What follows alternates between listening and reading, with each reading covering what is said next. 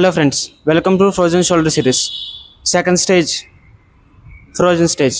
First stage గురించి already video చేశాను, దాని లింక్ కింద డిస్క్రిప్షన్లో ఇస్తాను. ఈ ఫ్రోజన్ స్టేజ్ అనేది 4 months నుంచి 9 months వరకు ఉంటుంది. ఈ స్టేజ్లో మేజర్గా మన పెయిన్ అనేది తగ్గుతుంది, మన భుజం కదలిక అనేది తగ్గుతూ ఉంటుంది.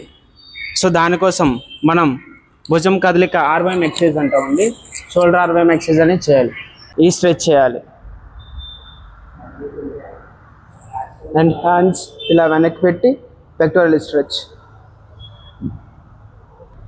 ఫస్ట్ చిన్న సర్కిల్స్ చేయండి, దాని తర్వాత పెద్ద సర్కిల్స్ చేయాలి.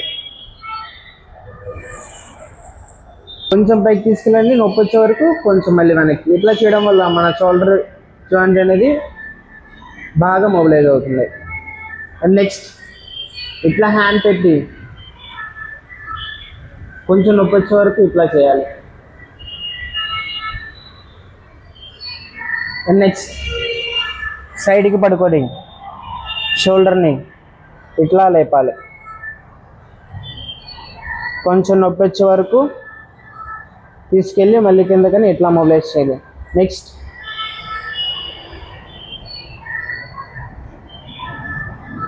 ఇట్లా చేయడం వల్ల మన షోల్డర్ జాయింట్ మజిల్స్ మొత్తం స్ట్రెంత్ అవుతాయి, మన భుజం కదలిక అనేది ఇంప్రూవ్ అవుతుంది.